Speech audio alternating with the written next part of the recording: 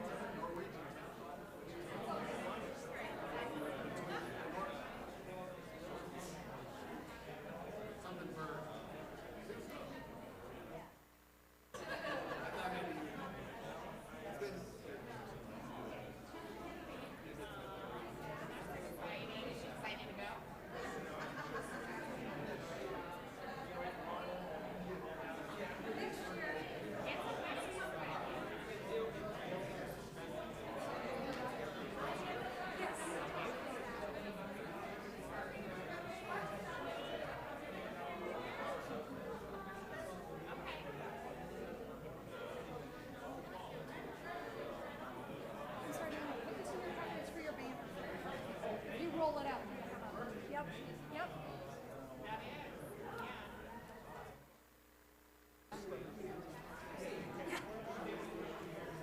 No, all of us would have bruised wrists. I did. Yep. Yeah, I did. I made some changes.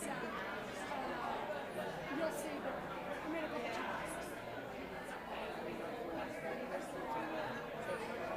Oh, yeah, I love that. I thought it looked good. With both.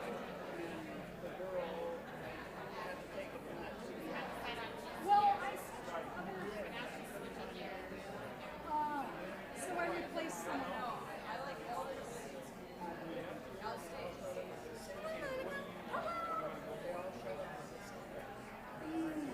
That's weird. That's weird. So yeah, I plugged in some. So Jean's gonna come up and help. They are in order. I don't know if she's sitting over there. She is. So I don't know if you want to just let her know they're in order face down as to how they'll come up. Deer Valley High is on top. That's the last one. No, that's the first one to go. So they're in order face down. So the first one to come up is the first, the one up top. So,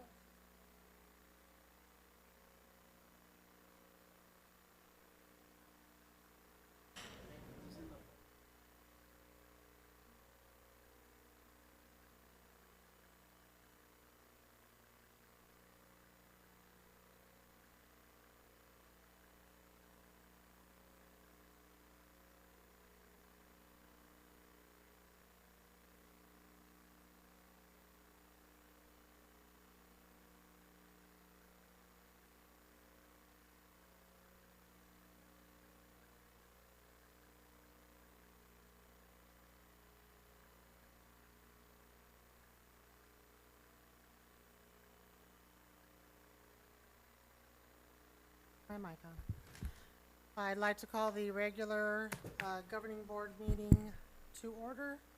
Let's all rise for the Pledge of Allegiance. I pledge allegiance to the flag of the United States of America and to the republic for which it stands, one nation, under God, indivisible, with liberty and justice for all. Let the record show all board members are present. Can I get a motion to adopt the agenda? I move we adopt the agenda with the exception of taking items 8. Are they? 8D and 8H, removing those from the consent agenda for separate consideration. Can I get a second? I'll second. I just have a question of why we're doing it. Because it's been requested by a board member to discuss those separately. Oh, you said separately, so we're discussing them But they're separately? separate, yeah, Okay. they're not being removed, they're just for separate All right, second. consideration. All those in favor? Aye. Aye. Aye. Aye. I will ask for your patience tonight. We are officially in board docs, and this is our first meeting using it. So if we fumble, we're learning technology with you. So laugh at us quietly, but it's acceptable behavior. Laugh heartily. Yeah, it's acceptable behavior.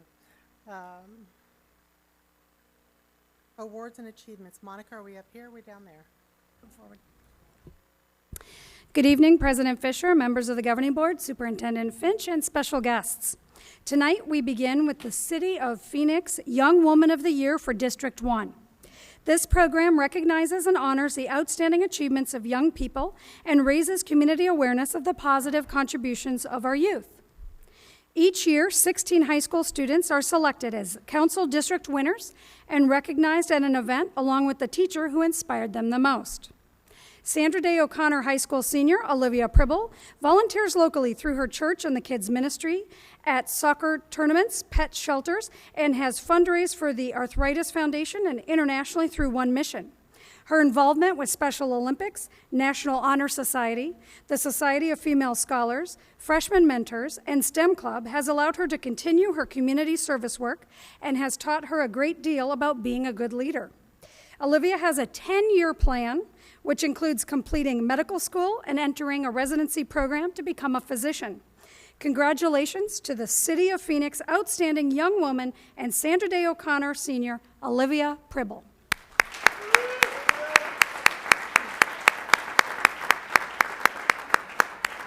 We invite Olivia's family to come up for the picture.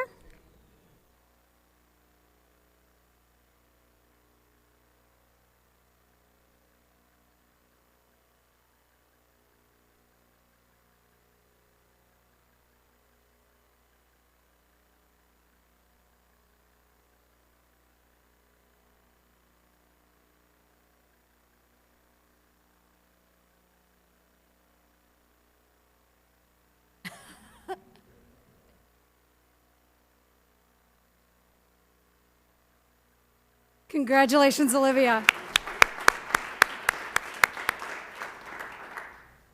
The 2017 Best High School Rankings awards the nation's top public high schools with gold, silver, and bronze medals, indicating their level of college readiness. The U.S. News rankings include data on more than 22,000 public high schools in 50 states and the District of Columbia. Deer Valley Unified School District is proud that 4 of our high schools made this list. Principals, as I call your school, please come forward to be congratulated by Dr. Finch and the governing board. Repeating their achievement from last year, earning the bronze medal, is Principal Kim Crooks, her staff, and the students from Deer Valley High School.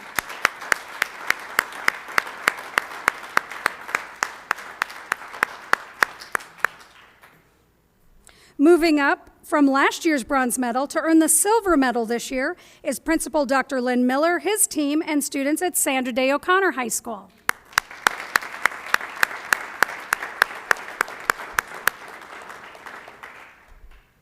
Earning another silver medal and ranking 36th in the state of Arizona is Principal Brittany Sutton and the staff and students of Boulder Creek High School.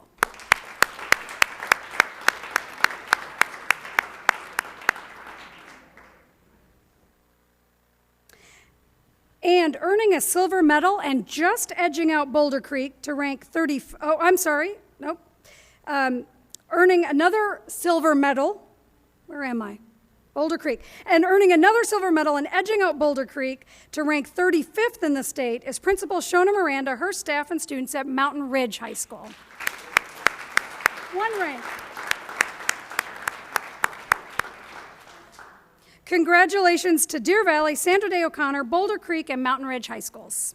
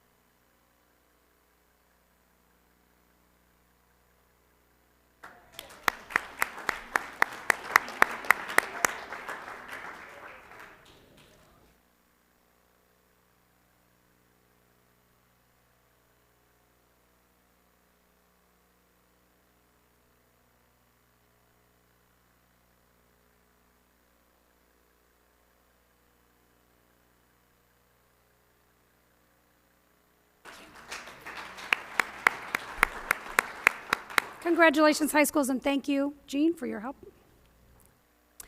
The Arizona Department of Education selected Barry Goldwater High School, Deer Valley Middle School, and Paseo Hills School to participate in the School Safety Program following a rigorous grant selection process. The School Safety Program places school resource officers, commonly referred to as SROs, at schools to contribute to a safe school environment that is conducive to teaching and learning. The grant provides seed money for the salary and benefits of these officers. School safety program officers maintain a visible presence on campus, deter delinquent and violent behaviors, serve as an available resource to the school community, and provide students and staff with law-related education, instruction, and training. Congratulations to our schools selected for the ADE School Safety Program, Barry Goldwater High School, Deer Valley Middle School, and Paseo Hills School.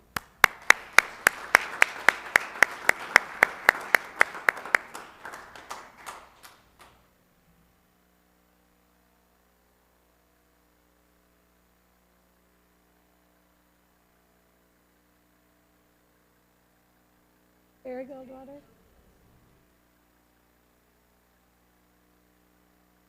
Oh, yeah, we'll do all.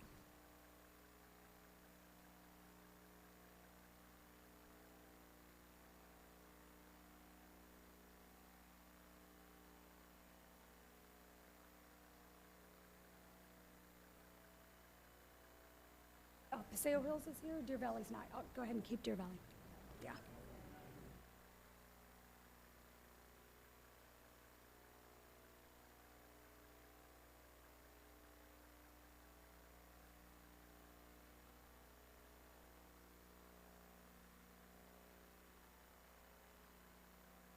Don, take the, no, you can show it.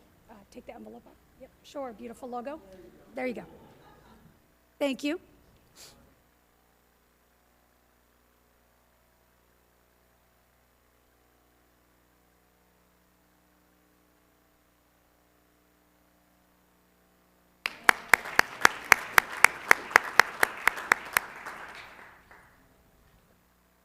Each year, Deer Valley Unified School District selects a Principal of the Year to honor as an example of extraordinary school leadership.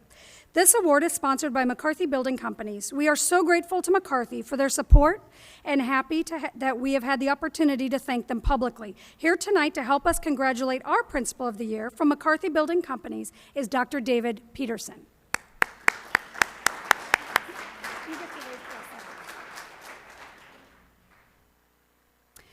Tricia Graham, Principal of Canyon Springs, was selected as Deer Valley's 2016-17 Principal of the Year. Tricia was nominated by her peers and selected by district leadership for successfully re-imaging Canyon Springs as an anthem area school that provides equity, equality, and choice for students and families. With her leadership, she has positioned the school to draw students back from charter schools by creating focus programs such as the expansion of the Renaissance Gifted Academy, providing a STEM focus, and ensuring students have Spanish instruction at all grades. She has expanded gifted services for students from kindergarten through middle school. In addition, through systemic change and a focus to improve STEM education school-wide, Canyon Springs is recognized as an Arizona STEM-focused school.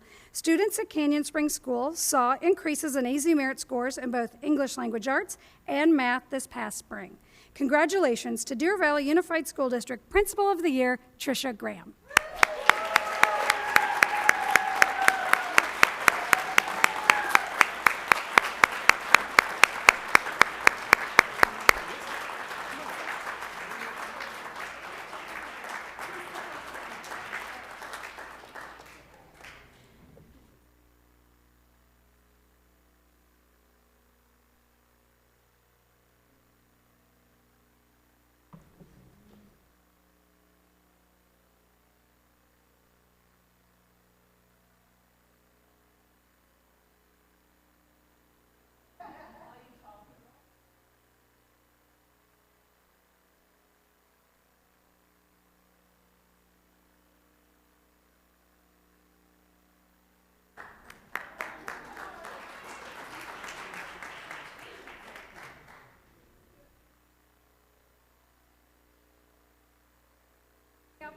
Sure.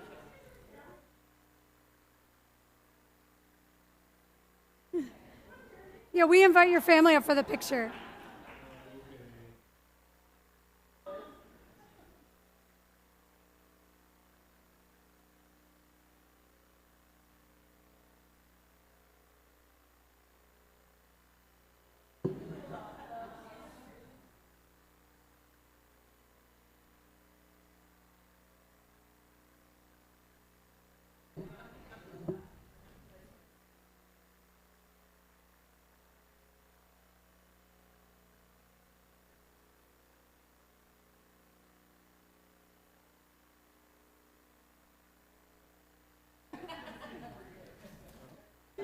All right. You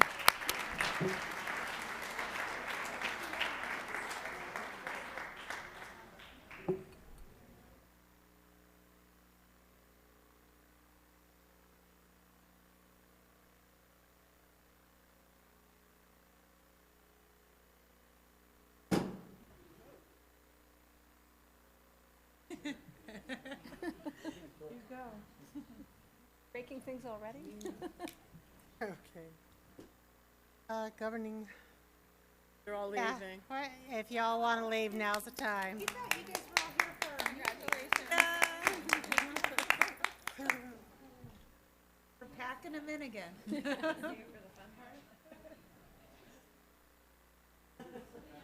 We try to make it Could happen. interesting. All right, governing board reports. Do I have volunteers to go first? All right, we'll start at the end with Miss Ordway. It's not very nice. No. Welcome back, everybody. I'll make it short and sweet. Saw construction, saw new colors on Deer Valley High School. I haven't been down to Desert Sky yet. I've only heard great things about the first day of school. I've even heard it was the best first day of school I've ever had. So for the parents we have maybe even on the board who didn't have a first day of school this year, congratulations. This is going to be an awesome year, and I can feel the electricity in the air, and we are just going to get better than good because we're going to become great. Extraordinary employees, students, and community. So who's next, Ms. Fisher? Miss O'Brien. Well, ditto on the welcome back, and I was excited to see even more of our schools on Twitter this first day of school, so it was great to be able to see all the fun and exciting things that were going on. I do just want to let y'all know, as well as the fellow governing board members, that I was able to attend the Arizona Talks Education Forum this last Friday, and it was awesome to see some of our community members who work hard for us, as well as some staff members at that event.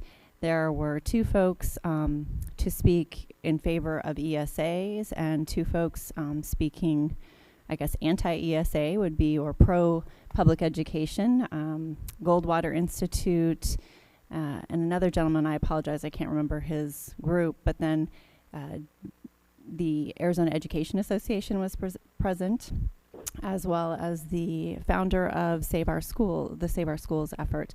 It was a very interesting dialogue. It was very professional and respectful, and quite a few salient points about really defining the words that we're all using, that a lot of people use the same words and have different meanings. But it was nice to see a respectful discussion surrounded on Arizona education and school choice and where we need to go. So it was a good event.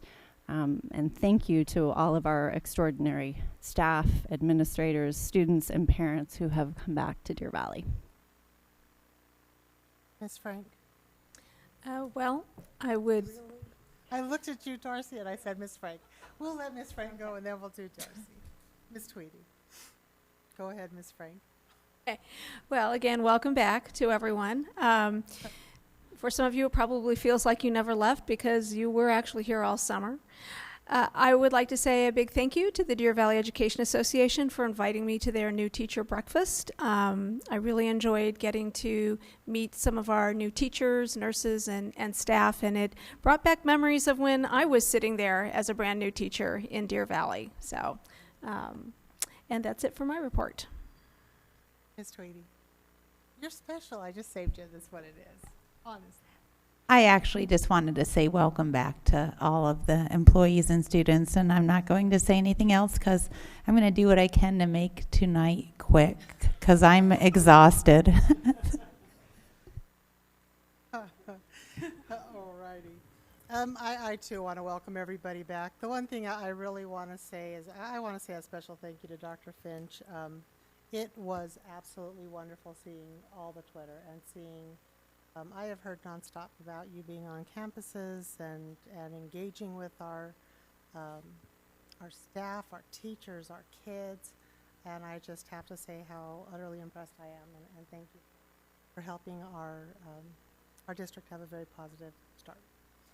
And I'm going to keep it short too, so let's move on to superintendent report. All righty. I'll do 30 seconds as well. I'll give you a report. All the district officers went out to the buildings on opening day, and I dodged the traffic and watched parents park on the landscaping and everything else to find a spot. We call it combat parking. It was great to watch that. But in the end, at every single site that I visited, the principals were positive, parents were positive, students were all excited about school. And of course you saw a lot of pictures, the first pictures, standing next to the monkey bars or whatever, they all, Mom wanted that first picture that'll be sent to Grandma, I'm sure. So that was fun to be a part of that and taking pictures for families. So that was exciting part of the day, and then sharing it with each other. Eventually we're going to have all those pictures captured together. So that'll be a neat collage for you to see in the future. I stopped at the transportation on my way out and before going back to the office, and had a chance to talk to the supervisor and many of the bus drivers, and they all said it was a great day. And so we want to, if we can make it through the first week, then we start establishing patterns. And so I just want to thank the staff for an amazing first couple days here. And so keep up the good work. Human Resources, Ms. Good evening, President Fisher, governing board members, and Dr. Finch. It's my pleasure to share with you the lay of the land with certificated staffing for this school year, and with a focus on our first day of opening. To begin, beginning first day, so this would have been the end of last week. We started with 99% staffed across all of our campuses, which is an improvement from last year. District-wide, we are 98% staffed. We have filled 220 vacancies across the district on the certificated side. That does include campus and itinerant district staffing. Because we do bring our office staff back earlier than we have in prior years, I would like to share that as a huge celebration for us, because we do get a better grip of enrollment when they do come back earlier. They are able to put in any accepted open enrollment or any enrolled applications that are sitting on their desks. They're also able to pull out anyone that is choosing to leave the campus. Because of this, we can see where we might be bubbling up and where we're coming in a little bit low.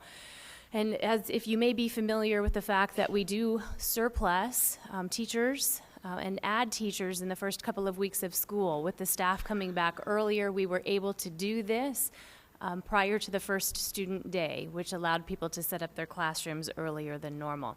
You'll see the next two bullets that we did add 4 new sections to our K-6 campuses prior to the first student day, and we were able to also reduce 2 areas and send 2 teachers to some overage locations. We're still monitoring that over the next 2 weeks. And then K8 or K6 posted positions right now, if you were to look at our vacancies, you would see at the K6 campuses that we do not have any vacancies in the K3 area. There are 2 in grades 4 through 6, and that is actually a 4th grade position and a 6th grade position. We have 8 special education vacancies at our elementary campuses and 6 specialized staff vacancies, and those are mostly partials in the specialized staff with the exception of a 1.0 nurse. The rest of them are mostly made up of music positions, so that music is becoming a harder to fill area for us this staffing cycle. 2 years ago, it was in the area of math, if you recall. Last year we closed in on the math. Elementary became more difficult, and this year we're seeing that special education and the area of music is difficult for us to staff. K-8 posted positions. We do have one vacancy in the first grade in the K-3 section, so that's at Paseo Hills. In grades 4 through 6, we have one vacancy.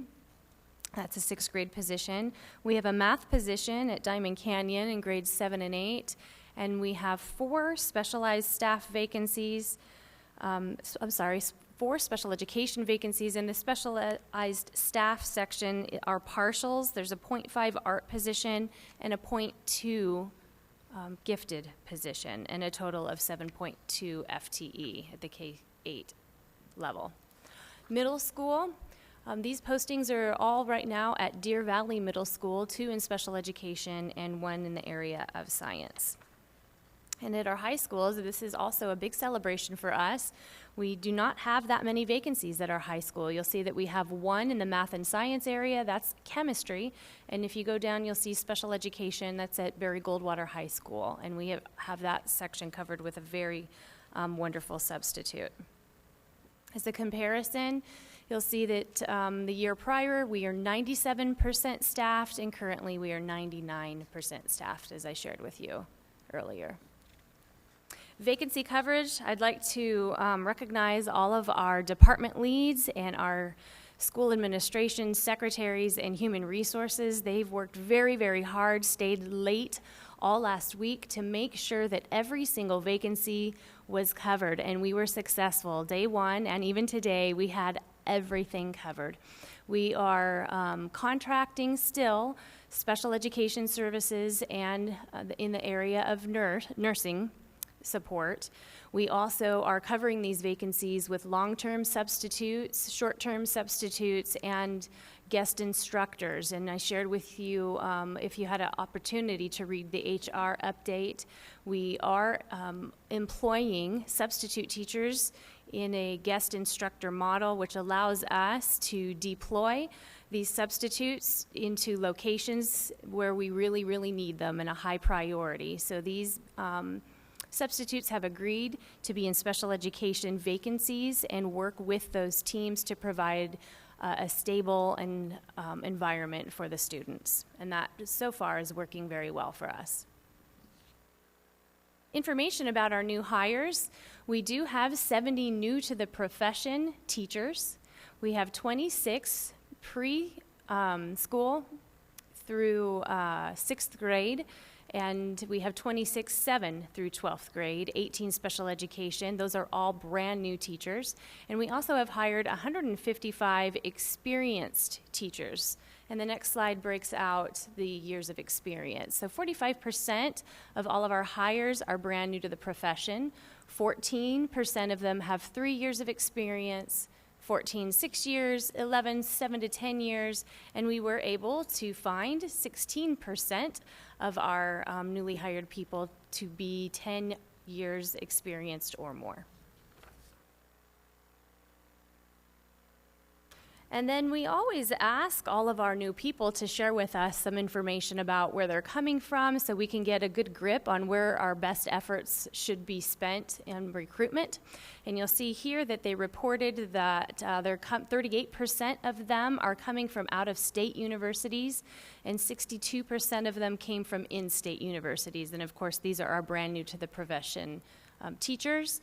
And our in-state university partnerships did shift a little bit this year. Our top 3, ASU, GCU, and NAU. We didn't have any that we could see from U of A, but we also recruited from Ottawa, ACU, University of Phoenix, and Rio. They also report to us, this is not a change from the last 2 years, that this is in rank order. Most of them here from us through our website, recruitment.com. Utilizing their services has been very helpful to us. The next one is the student-teacher recruitment model, the pipeline, pulling all of our people that are trained in our ways. They want to stay, and we like it, and we love them, and we will continue to recruit them.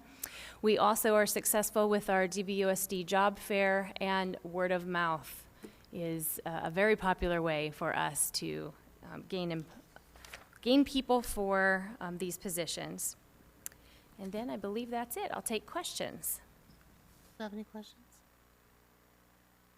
Ms. Tweedy? So with the contracted services for SPED, are we able to meet all the IEP meetings or minutes, the IEP minutes?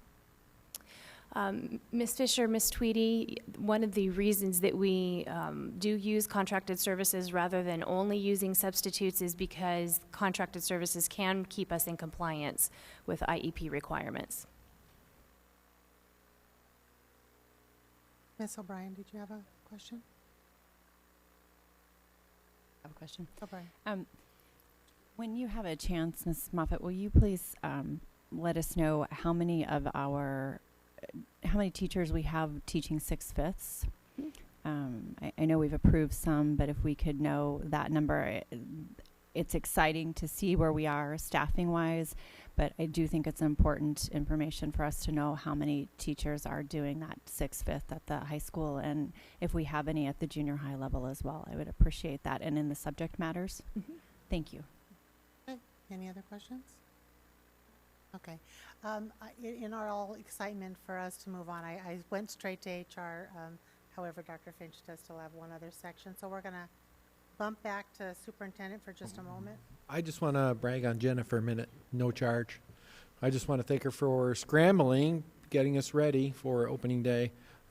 We were 97, I don't know if you saw that, 98, 99 this year, so what's next year?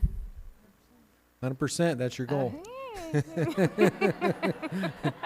No pressure, so get on it today. My IPP. Dr. Galligan wanted to share some college and career-ready events that I forgot to mention. President Fisher, members of the board, we do have some exciting events that will be occurring this year for our seniors, the first two, and then for our high school students later this spring, and then another one that we'll bring back to you in a little bit that will be targeted for our 8th through 11th grade students. But the ones that we want to share with you right now are our Tri-University Tour, and this will be the third year that we've had our Tri-University, and you have the flyers there in front of you in board docs. That brings ASU, U of A, and NAU to CCV, and all of our seniors and their families come and join those three universities to learn more about that university. Another exciting event that we have that will be our second year is called the Private University Tour, and it has grown exponentially. We had 2 universities attend last year, and you can see we've broken that out to about 8 private universities who have said we would really like to have this opportunity with you and your families. So we will be doing that right here in this board meeting, and they will be able to share the unique opportunities that a private university has, and parents will have the opportunity to speak with them as well. And then one of the things that we are most excited about is in the spring, and we'll talk more about this as it gets closer, but we are having a Find Your Career Tour, which brings in that idea of careers along with college readiness. And so we'll have community colleges both within the valley and outside of the valley, business internship partnerships, our trade and technical schools we've invited, and many of them have taken us up on that offer. And then our public service and military will have representatives as well. So our goal for this particular one is for juniors and seniors to see if they find an interest that they can grow more either in their senior year or as they look for opportunities outside of a large university. So this is going to broaden the scope of those students that we can reach. So thank you very much.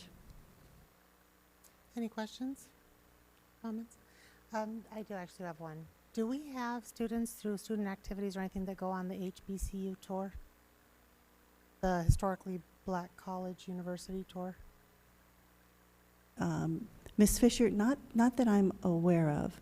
Okay, it might be something that it would be a good idea to maybe consider as we move forward.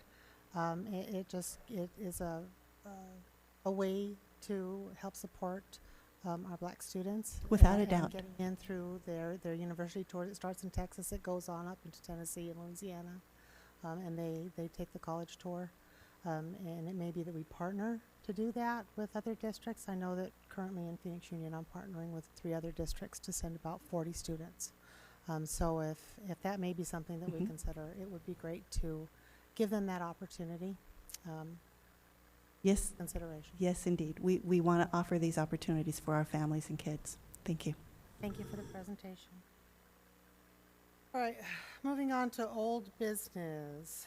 We have 4A. So, Mr. Miglarino. Yeah.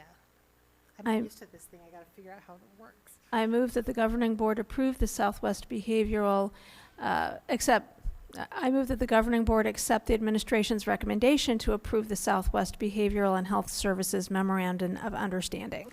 Second. All right, Mr. Miglarino, what can you tell us?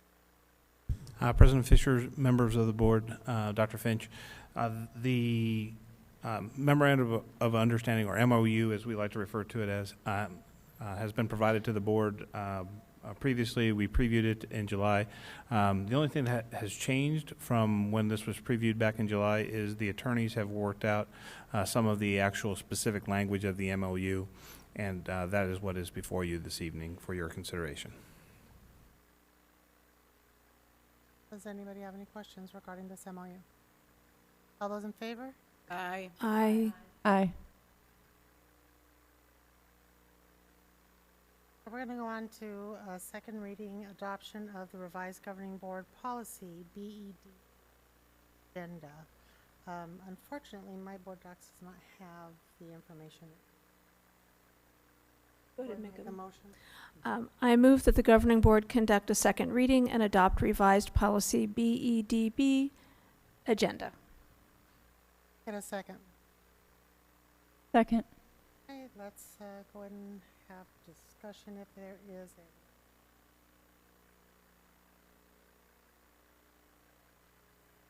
a. The one thing I did notice, one of the concerns that Ms. Ordway had at our last meeting was what the agenda would look like.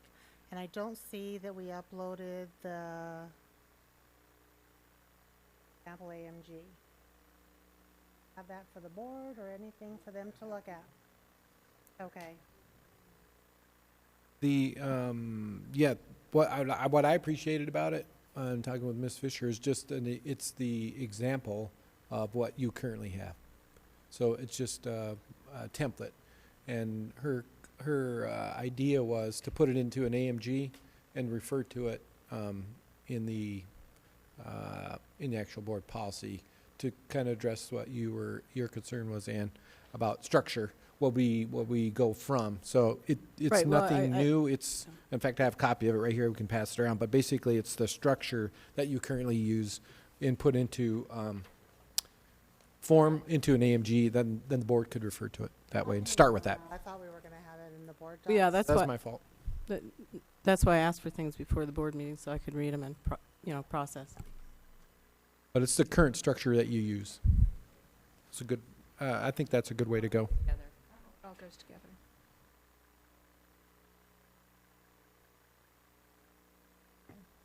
So is there Sorry. any questions we have on this, Ms. O'Brien? Just for clarification, so that handout would be in the AMG, and are we going to modify the language of the BEDB agenda to refer to our AMG? Is that what I heard you to say? That's what I would recommend. But again, it's up to the board how you'd want to handle that. Or Well, and based on the way it reads here, it does say that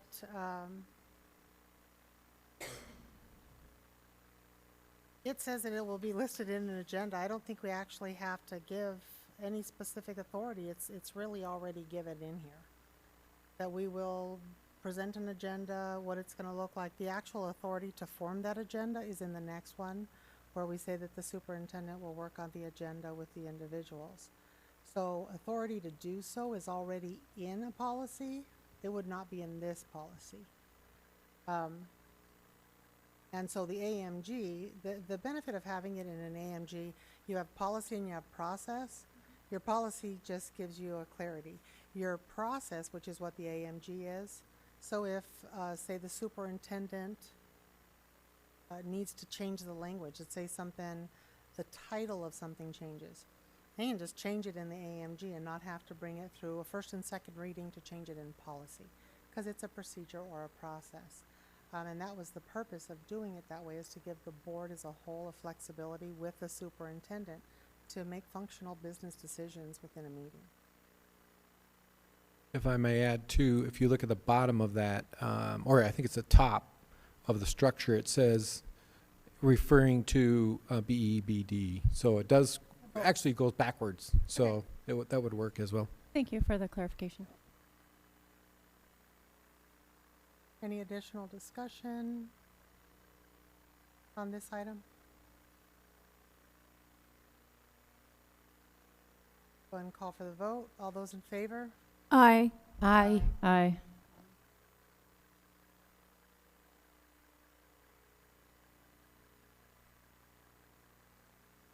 For C, I move that the governing board discuss and select a desired option, conduct a second reading, and adopt the selected revised policy BEDBA, agenda preparation and dissemination. Second. Have a motion and a second. Did I hear a second? Mrs. Ordway, seconded. We did second. Okay, this, part of the reason we have an option A and an option B is, I went ahead and prepared what we had discussed in our last board meeting, and then Ms. O'Brien also prepared an agenda. It's been sent to the board, so I guess, I don't know what questions or discussions we want to have. Ms. O'Brien, do you just want to go over what you submitted?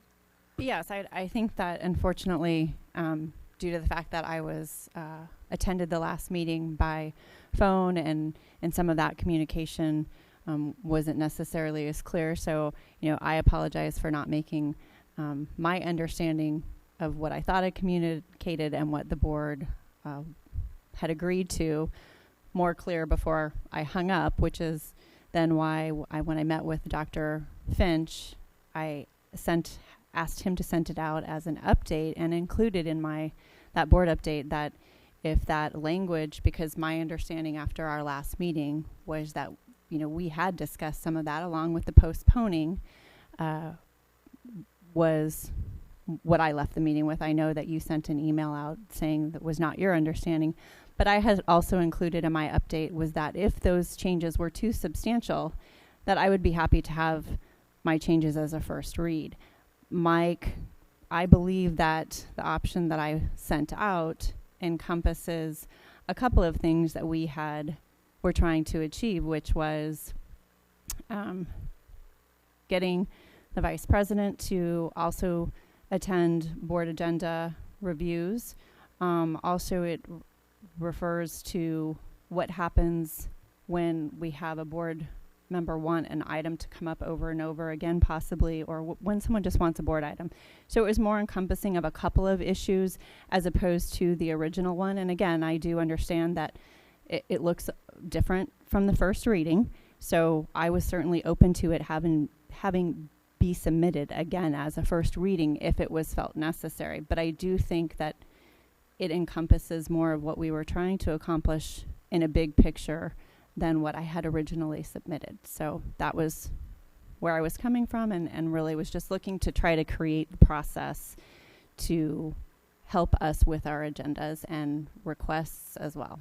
And part of the reason we're talking day and night. When I looked at these two policies, what we had agreed to is definitely having our board VP present for agenda review as able. And the way this reads, we have to have two members. So we're actually, when I read through this agenda item, we are going backwards. We are putting, again, process and procedure into a policy. which then. Which is- option are you talking about, Kim? I just We're want. going over the option B. Option Yeah. B is Okay, I the just one wanted- submitted. I all- wanted people to be able to follow along that this is Right. option B you're discussing. The option B has all the extensive, we must have 2 board members. So if 2 board members aren't available, we just don't form an agenda. To me, that's an illogical cut. We start talking about, the president asks for members. We're putting in a lot of procedural and parliamentary things into what should be a simple agenda. We already do requests. We do requests in discussion. We do requests in our in reports. We have in here that, we have how community members are going to request agenda items. We have, this policy, in my opinion, is day and night, and it really isn't a policy. It's a procedure combined within a policy. And as we move forward, I was under the impression we were trying to be more efficient in our operations. And part of what we discussed about was having a communication as a board with the public. And to me, that would be a more appropriate place for some of this language to be. So when I read this, to me, it was like we were all of a sudden creating a massive requirement for a very simple task. And I that's my concern with what is here, is I can see members not being available and board agenda's just not happening because we just don't have, we're going to go against, we're either going to be forced to go against our policy or not have an agenda. It's the way I read this. When I read the, my experience on this governing board since 2008, We haven't had this in with- place since 2008.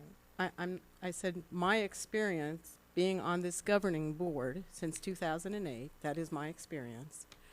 When we have had agenda review, we've had the opportunity to have the president, the vice president, or any other board member to take the place of which one couldn't come. We also had the association presidents were there, and we had certain, members of the cabinet. So what that did is it created an atmosphere where if we're putting this on the agenda, please, if, when you give your report, make sure you include blah, blah, blah, blah. The teacher association is going to know what they, what people need to hear. So it gave it a little bit more of a balance and a voice, as opposed to people not having a balance and a voice. So when I read this part about having 2 people, I think perhaps the word should, but since January, we've had 1 person doing agenda review. Even no one else has had the opportunity to sit in and listen and give some kind of a different perspective. I don't know if you've started going, but I know that you hadn't. So to have 2 members of the board at an agenda review gives a couple of more perspectives when we're building the agenda, because maybe Kim hears me say something, Jenny hears me say something, or whatever it is, and I say, oh, well, we really need to get that on there. So I don't think it hurts anything. It doesn't make anything less efficient to say should, could, or would. Maybe not you have to, but I think that the opportunity to have 2 people from the board at an agenda review is very important. When I got on the board, it was, which and I know there's memory and then there's statements that are made. When I first got on the board, one of the things that our then president was most excited about was that agendas would finally actually be reviewed. It was the understanding that no, things were not collaboratively put on, and that's been the driver, is that we do things collaboratively. And we did, and that's discussions that we have had, is having the president and the vice president there. In fact, in policy, we added into policy in 2015, where we then we're adding the VP into additional positions and additional things so that we had more of a collaborative. So I really don't, I don't see that here. I see that more with a, kind of a like I said, something that's making more of a stagnant, process. We're going to make it to where it's unrealistic to actually get a board agenda together, and plus, if we do take this, we're going to have to modify about 5 other policies to, or perhaps maybe we select not to have a board president, vice president in the future, and do it as a cabinet item. To me, I mean, that's the direction we're going, and I find that very not Baldridgey, not. I mean, we're not doing continuous improvement. We're that's what I'm saying. I don't know what you want to call it. It's a lack of. So you're saying that simply if that in the event that either the vice president or the president can't attend the agenda review, that given the opportunity to, one of the remaining 3 board members is going to cause some parliamentary upset and change the system. No, that's not I what don't I'm find saying. that is what you're saying. We already have authorization in our establishment of president and vice president on just doing basics. Our place as a board is not to make the life of the Deer Valley employees difficult. We just get, majority of what is on the agenda is I know, like the financial things, they are in the You Suffer, and they are on a schedule. They need to be on these dates, here, and here. Some of those. The only thing, the board president really does not throw a lot of stuff on. It's whatever is requested at these meetings. They just say, okay, well, we can put this here, there. It's not, we're really making something excessive that just is not necessary, in my opinion, in this policy. And it reads like we are pigeonholing the ability to just do the business that we were elected to do. I have a question. Yes. Ms. So on option A, and correct me if I'm wrong, I don't recall seeing anything that precluded board members other than the president or vice president from attending an agenda review. No, they're not. So it doesn't say only the president and the vice president can attend agenda review. No. Okay. So and since we switched over to an A, what we had discussed, because we do think that we should, for multiple reasons that have been talked about since January, having individuals come as needed. So part of when we did the president and vice president, we talked about having the VP in there. Because that's part of what is set up, is they would then back each other up on doing that. It doesn't prevent us from saying, hey, you know what, I can't come. Can you know, have Darcy do it, or have Ann do it, or whomever. Yes. Okay, so, and I was getting, did you want to include the teacher association in agenda reviews going forward? No, actually, if you 'Cause would I have didn't listened to see- my words, I just said historically this is how it was. So But I going was backwards, thinking- if that is something that is going to be discussed, that wasn't what my whole point was to allow and to write it down, because as we know, not everybody is everybody's favorite on this board. So perhaps it has to be written in there, because all boards will be different, and this will make it an equitable piece of information when you write down, yes, the vice president and the president, if they can't come, yes, Jenny can call me and say, hey, could you fill in for me or whatever. I want it written in there. So from now on, it is known that is an option. I guess Are I'm we just, putting in a policy because somebody's feelings are hurt? Oh my Because God, then that's no. a different discussion. no, wait, I just want to understand this, because on one hand, I'm hearing we want to have more collaboration, but it doesn't really sound like we do want more collaboration. It sounds like we want more board members in there. I mean, No, the number 2 is the number 2. 2 board members is 2 board members. I'm just saying that when one of either the president or the vice president can't make it, it makes sense to me to have it written that another board member can take that place. It's easy. It's not a crazy long thing. It doesn't convolute anything, but it's stated that yes, you can go. I just think there's nothing that prevents it, and I think we're losing a structure that we're going against what our longstanding structure has always been, and I don't see the purpose of it. Okay, see if I could have him, sorry. Yes. Frank was I waiting. don't have any other questions about this particular policy. I didn't know if there is a benefit to further discussion or if we're ready to call a vote, I'd but if. Just say one more thing, since this Okay. was, B was my request, and it certainly was not my intent to make things more difficult or the process longer. But I would say that it has happened in the past that when things are not in writing as a policy, then it is not necessarily followed. So I was trying to accomplish a couple of things by having it in policy. One, that would have two board members, whether it's the president and the vice president or another board member. I'm happy to have language that makes it so that if only one of them can be there because all four others are not available, that the business of this district could continue.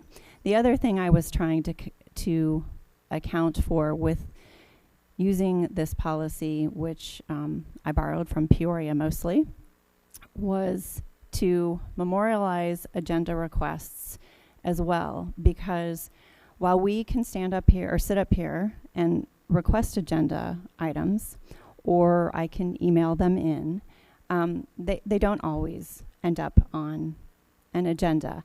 And we actually have a long list of agenda items that we haven't talked about. And I realize we have a new superintendent, but even prior to that, prior to Mrs. Fisher being the board president, there are situations where board president does not put something on the agenda because for whatever their reason is, it does not matter. This policy also provides the language we agreed on about, I thought this was the policy, about having two people wanting something on there and then it becoming an agenda item that should be on there. It also allows for language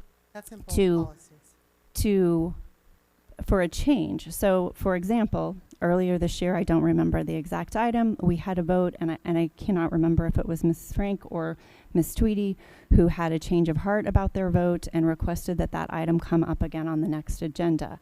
And we did that, but there was nothing in writing that said we had to do it. So accordingly, the board president could have kept that off the agenda. This would memorialize that and say, if the board member of the prevailing side requests that it be brought back, it would be brought back. So I am not trying to make business difficult. And if everybody is wonderful and does what they are supposed to do, then you need less rules. Unfortunately, and I'm not accusing anybody of anything, I'm just saying sometimes it doesn't happen. It has not happened in the past to me as a board member. That is why the changes. I submitted the Peoria policy, BEDBA, to you all for the meeting last time. Again, I'm sorry communication did not go effectively because of the sound. I'm not trying to create trouble. I am trying to make an effective policy for the district to move forward. So those are my reasonings. Okay.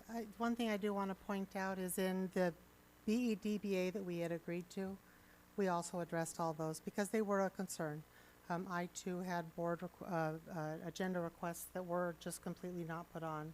So in the one that we had discussed, it does say, and this is in option A and B, where it says that if two or more board members request an agenda item, it will be placed on the agenda within 60 days unless a majority of the board opposes the item, because we also talked about historically having a few board members who want the same thing to come back again and again.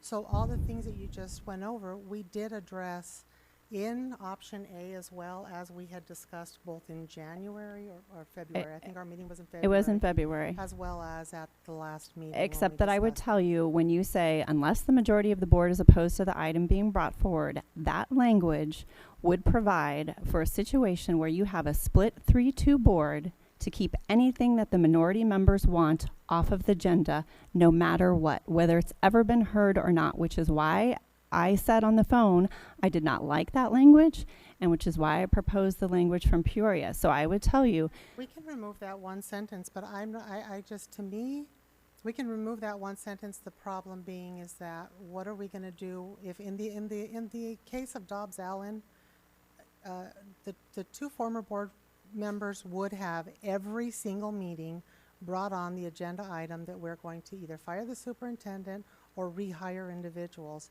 And that would have torn this board apart. which is why you just can't possibly, in my opinion, account for absolutely every scenario, but I believe the 3 scenarios in Agenda B, or Option B, I apologize, where it asks for a prevailing side, have it brought back, there's a change in the composition of the governing board, or a board member was absent during the vote of that agenda item, does provide us some coverage for that. So once you've decided that vote, they can that you're not ever going to prevent a request from happening. You have a policy though that says why that request is not coming back onto the agenda right here.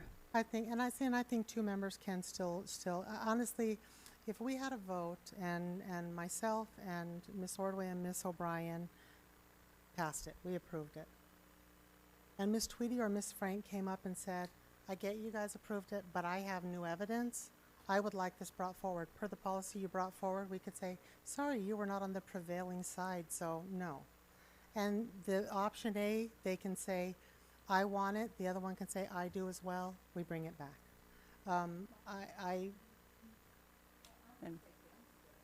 Is what you're saying, but you said if the composition of the board changes, so anything that got decided before Jenny and I were on the board, we could request to bring it back? You could request to bring it back for a vote if you wanted to. So we could, essentially, since the board has all changed, we can completely redo something that happened in So 2014. if we wanted to bring back Dobbs Allen, we could request that? Ms. Twitty, don't start writing up your list just Yes, yet. if you sincerely, want to have that start that discussion list again, yet, you could. Ms. It's not. Tweedy. And that is part of the problem I have with, and that's part of the problem I do have with option B, Fine. is it is just very convoluted, And- and it is very, a lot of it is what we should have in a process. And as is often said, we hire a superintendent. He can write stuff into an AMG. Fine. For process, in my opinion. I will support option A at this point if instead of when available or designee and some other language is added about, if all 4 aren't available. I think we should, I would still say when available. I don't think that we should be forced to select. Okay, who- it should be or designee that offers an opportunity for someone else to attend. Sorry, Could you Dr. Finch. choose either option, move it back to first reading, and then work on it this month, and see the holes that it'll come to you that this is the right word here. We need to add, and it would fix We everyone. have so many issues Yeah. to address in this district. I really What's think a one more month, policy though? on whether or not we can have an agenda is to me very irresponsible. Yeah, I think if you moved it to first reading, that would give you an opportunity to discuss it and iron out what the words that you're missing to get a capture to make I'd be everybody happy to work with Mrs. Fisher to further iron out some of our differences. Jenny and I like the part about the I like how you added me into this now. I'm just an innocent bystander. Because you're not that far apart. You're pretty close. No, we're nowhere near close. We're not even. You're not bad. We're not even in the same state, honestly. And I think this is going to be a major. If we just need something that's functional at this point. Does somebody want to make a motion, or does somebody want to either make a motion to select one, or make a motion to table one, or? I guess I do have one further question. In terms of option A, is there anything that we can add or detract from it that would make it acceptable to everyone on the board? And I'm talking about major revision, maybe some minor. What Ms. O'Brien I had just said was before. trying to offer that compromise, and Mrs. Fisher told me no, she was Okay. not open to She it. wants to put in that we have to have two members I did there not no say matter have what. to. You can or designee. I'll leave it when available, but give me or designee and president, and remove the unless the majority So of the board we is can do that, vice opposed. president or designee when available. Is that what you're saying?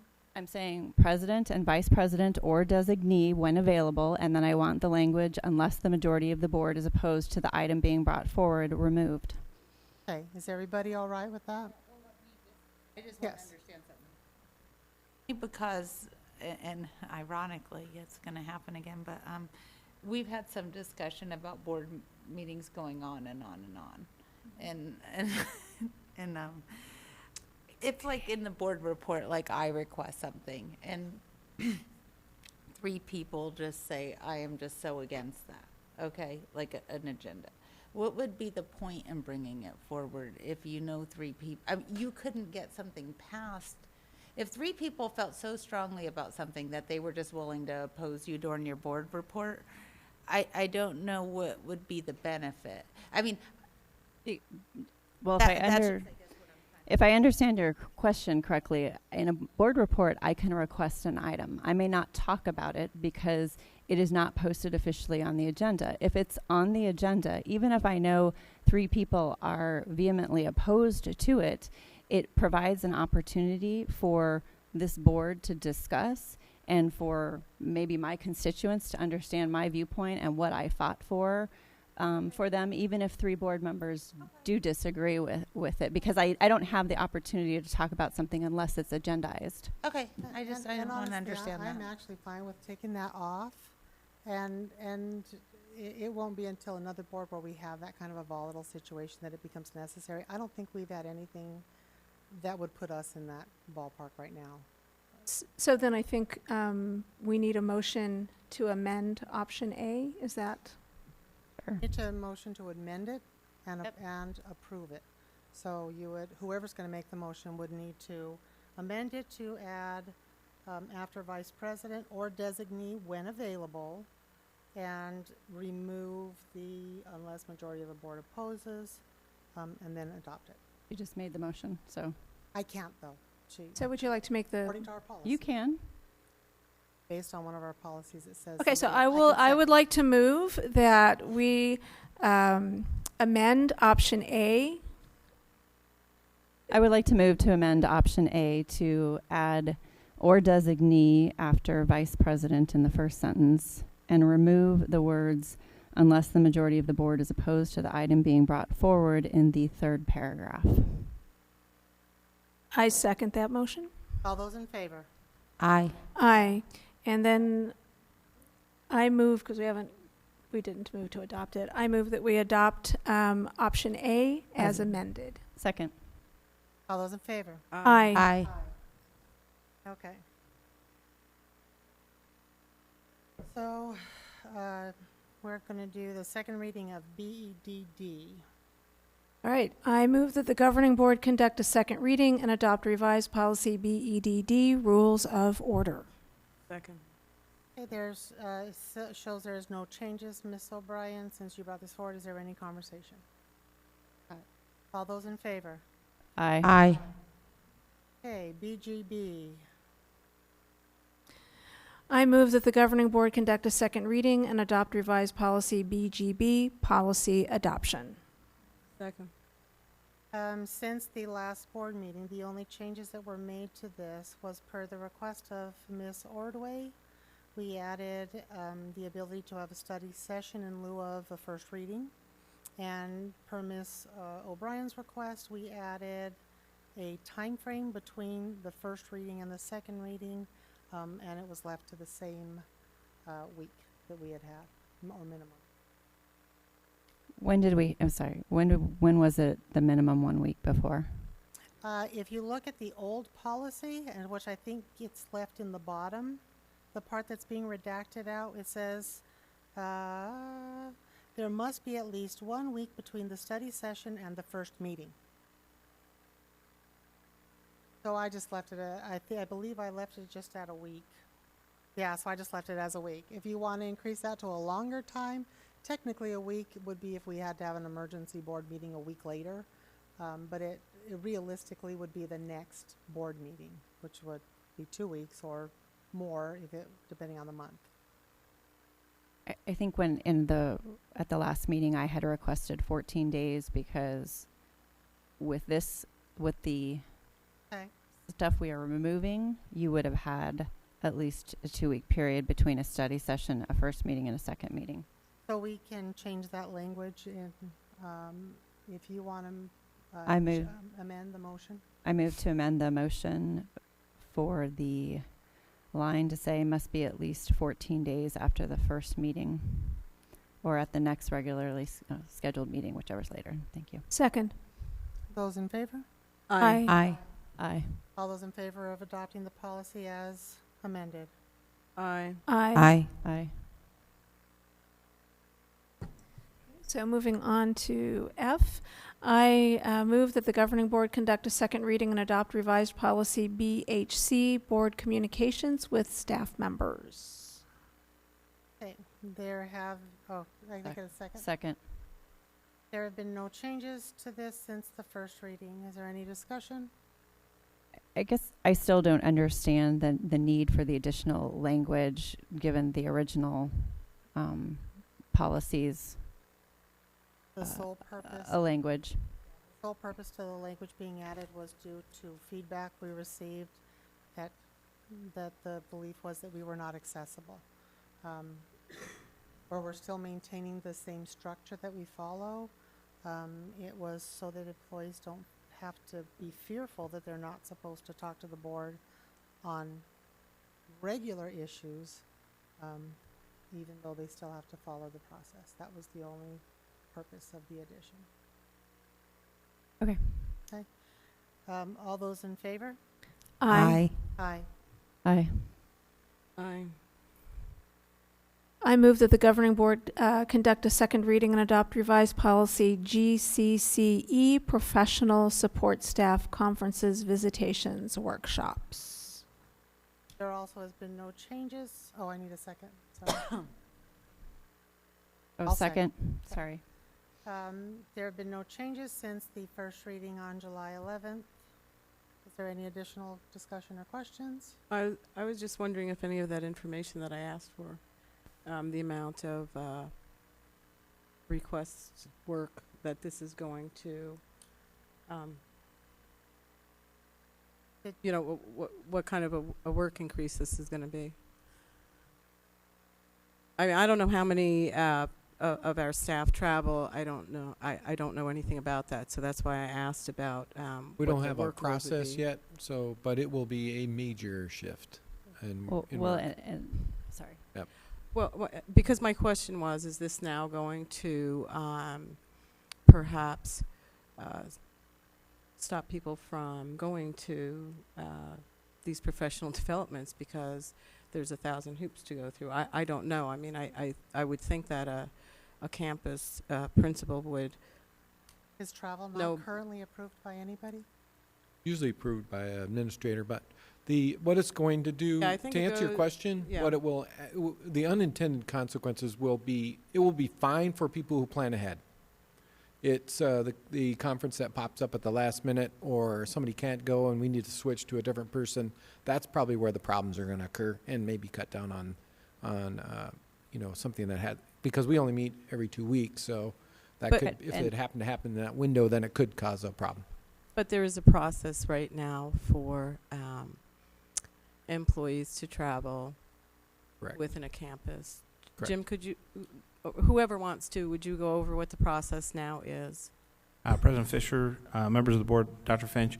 Yes, we do have a process for what we refer to as out of county. We would just modify the out of county form and process that we have for out of state to be able to designate those that would require the board to approve.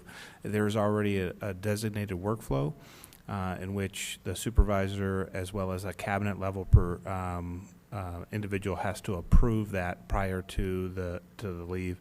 We'll add one more step in that process when it's out of state, and that will include bringing it to the board on the next scheduled agenda, hoping that there's enough time in all of the planning, as Dr. Finch had identified. One other thing I wanted to point out, I think the Department of Administration still uses out of state to be defined as within 20 miles of the border. So we'll confirm that just to make sure. So in case somebody happens to have a trip to Blythe, which is in California, that would still be deemed in-state, so unless close, that's the desire of the board to want to alter that.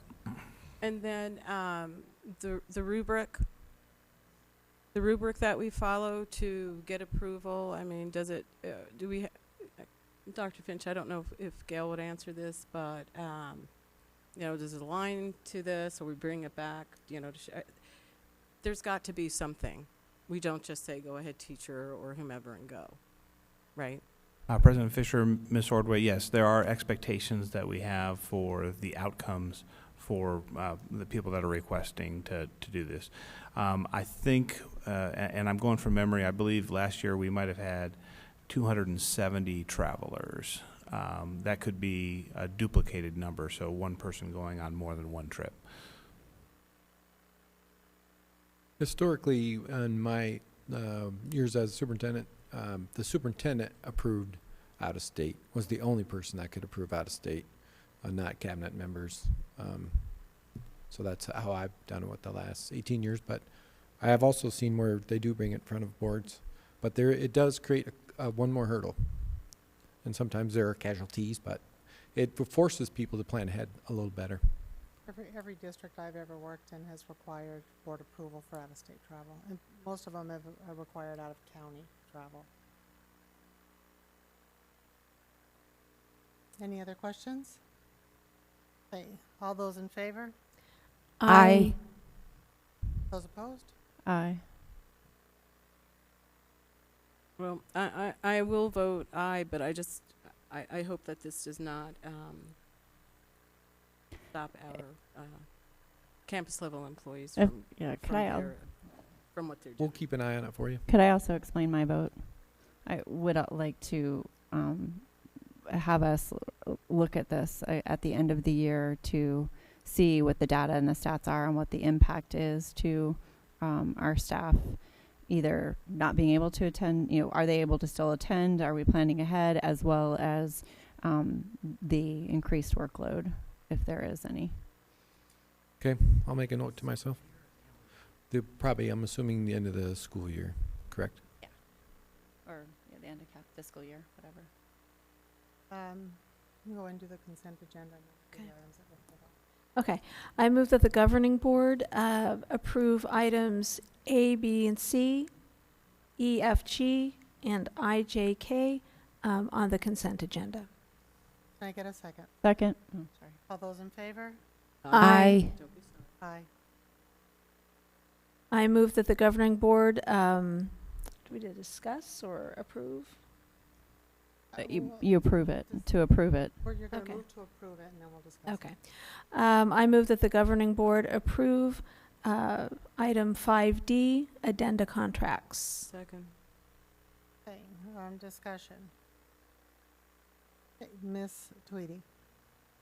I just wanted to understand, I guess I was a little surprised that some of these are from the summer. So are we going to continue to have stuff from the summer? And then the second question being is, it seems like we're getting stuff brought to us still after the work's done, and did want to put it out there in an open meeting that I'm going to vote no on anything that comes to me in the future that was already work, that doesn't get brought to us before the work's done. So those were my thanks. No, thanks for that. We are working on a process to get it out in front, so it is a pre-approval, and but this is already work that's been completed. So my recommendation is that we, as it comes, we complete the book and then we start new. So if this is summer work and it's already been completed, It's kind of, we need to finish up the book, I Right. guess. I think, We keep finding more and more. What happens is somebody forgets to fill out a form and they come to their principal, and I think that's what's happened. So I totally agree with you. I like the concept of having it pre-approved, and maybe we'll have a range or something if we don't know an exact number. Maybe then off of that, it'll give us some direction on what things different staff are going to be doing. We might even be looking at changing employees' contract lengths or those kinds of things as well. We'll bring that back to you. But this is old, as you mentioned. But I just wanted to know, are we going to working on keep it. getting summer stuff, or is this the last? I think it's down to a trickle, but we are working on a process, actually on paper that you can see. That's my goal. And then we're going to have this item just as a general process brought, because I'm kind of getting to the point where I'm just going to start voting no on this stuff. I do want to say one thing. When I was looking at this, I do appreciate a lot of this is for the new year, and it's very beneficial to see it because it is a pre-approval. But my concern when I saw a lot of the old stuff, it was work that was done after we had already discussed that we did not want addenda, that was worked and then approved, and so it was a known that we weren't going to do it that way, and yet we did it anyways. So my concern is that unless we truly put something in paper or just start voting no, it's going to continue to be an after the fact, which for purchasing is much worse apparently than employment. But it's the concern is when it's brought as an after the fact, we don't have an option. So if you tell somebody they're going to work for a $50,000 whatever, and some of these are very, very high, the board really, honestly, has no choice but to approve it, because with FLSA, Fair Labor Standards Act, especially depending on the status of the employee, we have no choice but to approve it. And that's a problem, because that means we're operating outside of what is an appropriate operational procedure. Yep. And so with Ms. Tweedy, I would agree that it either needs to be a pre-approval, or it just cannot continue to be or the legislature needs to change it to where we no longer have to approve paying people or hiring people, because which takes the local control completely away from local control. So it is a concern, and Ms. Tweedy, to your, you had requested that we bring addenda forward. I want you to know we are honoring that request. I did speak with Dr. Finch, and he said that the only request that he had was that he had time with his cabinet to get what is there. And I did pull the AMG. There is an AMG. So they're going to put the rest in there. And from what I understood, he said it would be about a month to 2 out. So we're looking at probably the first meeting in September. If that's what's going to happen, then I would like to request now no addenda work be done from this point forward without bringing it to us first. I don't want 2 more months of this. I mean, that's the whole point of my discussion, and then to have it go on 2 more months. But it Right. would, right. Well, I've only been here, 3 weeks? So I can't tackle a problem that's happened in the past. I understand, but if Right. it's, I don't want 2 more months of people doing work and then getting these Stop out. the machine. The machine is rolling, and we're providing services to students. So I totally agree with you. You are on the right path, but I can't save the fish that's already out of the water. It's too late. I need to start on a new fish, new tank. So give me time. Are we expecting a lot more that you cabinet knows of, or? I mean, I think 'cause it's down a lot to- of this, a lot yeah. of this was It's down for to a trickle. future. Right.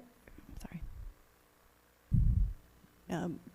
President Fisher, members of the board, yes, there will be addenda. Our fall Work to online agendas will be- program will be starting in 3 weeks, and so our online teachers who are addenda paid will begin their work within the 2-month time frame that we're talking about.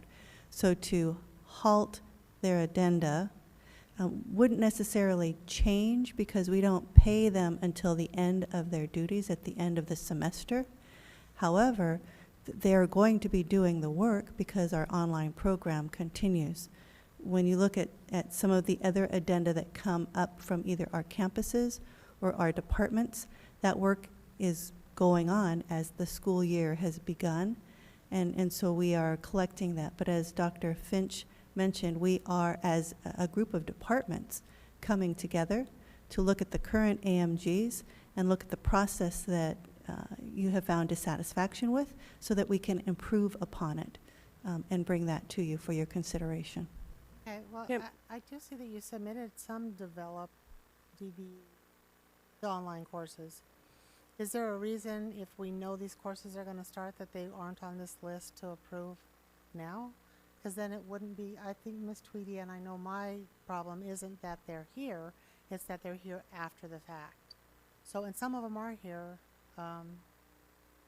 We just wanted to give you a process, but we realized that the machine was going to keep rolling. The train is rolling down the track, but we wanted to give you something you could put your hands on. So that's the reason why we were kind of waiting. We're actually kind of getting off of the. Well, I'm not going to be off the topic. So when we did discuss this, we did not, we had it separated from different categories we had. So if it was a 6/5 teacher, you know, we know they're teaching that extra period. So we did, I thought we separated, and maybe somebody can look through the minutes, but I thought we separated what was IBN approved and all that. I thought we separated it somehow so it wouldn't stop. We did to those approve. things. We did to approve the previous after the fact so that we could look at them and make some sense of it. The concern is that we're now it sounds like we're continuing the same process that people are going to, in volume, continue to do addenda work not approved and then later seek approval. Right, I understand that, but I'm just saying, I think that a 6/5 teacher, that wouldn't be something that we're not going to approve as they're teaching that. Right. So you're not going to take another class if they know that the governing board is going to look at it and go, well, I don't know, we're not, maybe we'll approve it, maybe we don't. So we need to maybe categorize it or Correct. separate. So my question is why, if we know these courses are going to start, why are they not on this list? That was the question. But if someone has a 6/5 contract, then we would know now. That's the question. Not, Well, we might. We might know now. Right. We don't know all of them now. It all depends. I mean, somebody can quit. More kids can come. And I don't want to go down that path. I'm just saying I think we need maybe some categories to make sure We could that we're step up not the beating process too if you wanted it. to death. Ms. O'Brien. I just want to make sure that we do not impact our students, because when I hear addenda and not approving addenda, I'm thinking about all the coaches who, maybe are already working and haven't been approved yet, but we're in full swing of fall sports. So I appreciate and am grateful for a process that is coming. I guess I would ask my fellow board members, since we know that the superintendent and cabinet are working on that, to, ask for the information that we need, approve it ahead of time when we can until we get that process, but let us please not impact the services that our students expect to receive and that our parents and community are used to getting from this district. I would just like to say, I don't believe that was Ms. Tweedy's intent, that we would stop the machine. I do. The question is just that we need to plan, just like our teachers do their lesson plans. They don't walk into class without a lesson plan. Just say, all right, guys, let's see, the internet that's what we're going to do today. That's kind of the same thing. We're asking that there's a little bit more forethought and planning.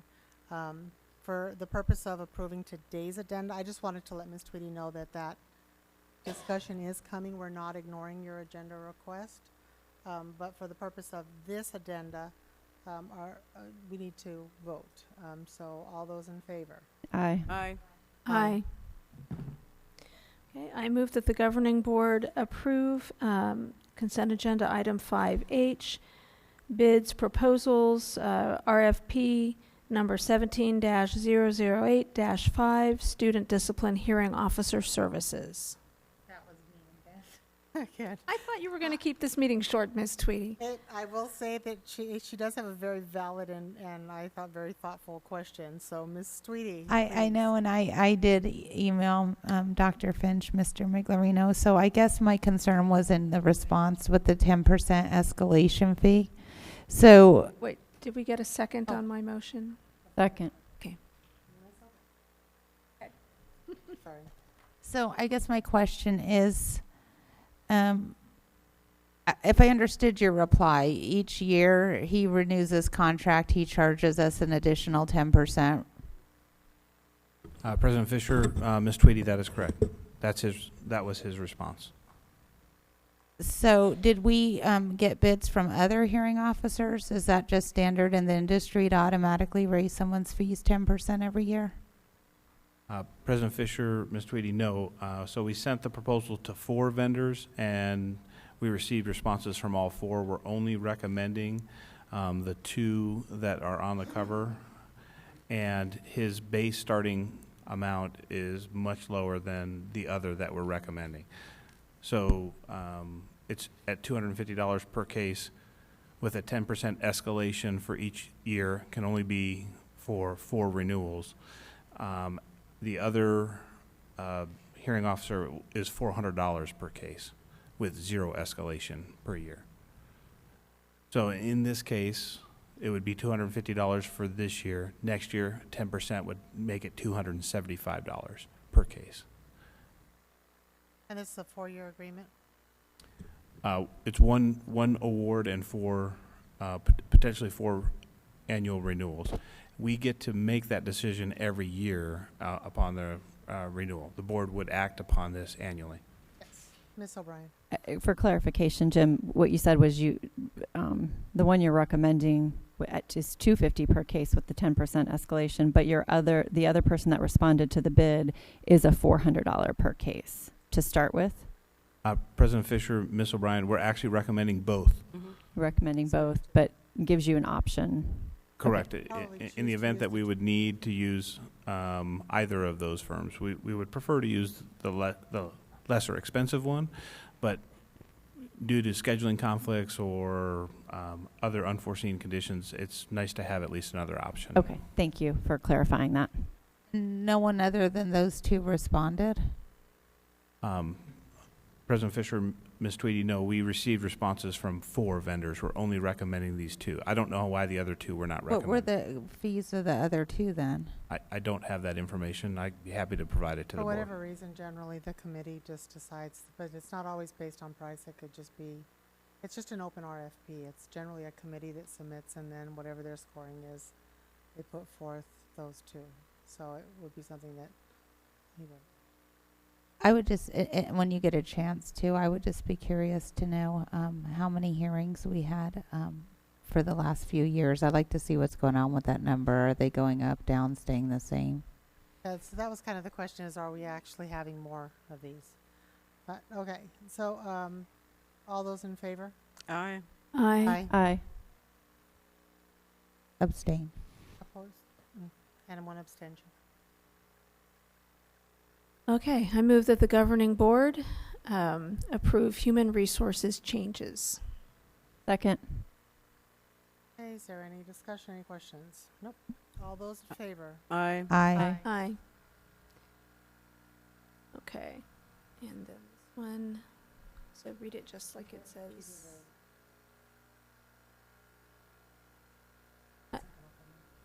Okay, I move that the governing board approve or authorize filing of an appeal of a decision issued in Hack versus Deer Valley Unified School District, CV-15-02255-PHX-JJT as contingency plan. All those in favor? Aye. Oh, Aye. missed it. Aye. Sorry. Oh, What? Oh, second. all those Aye. in favor? Aye. All right. Do we have any public comments? Nope. There is no public comments. Future dates are posted on the agenda. Can I get a motion to adjourn? So moved. Second. All those in favor? Aye. Aye. Thank you for sticking with us.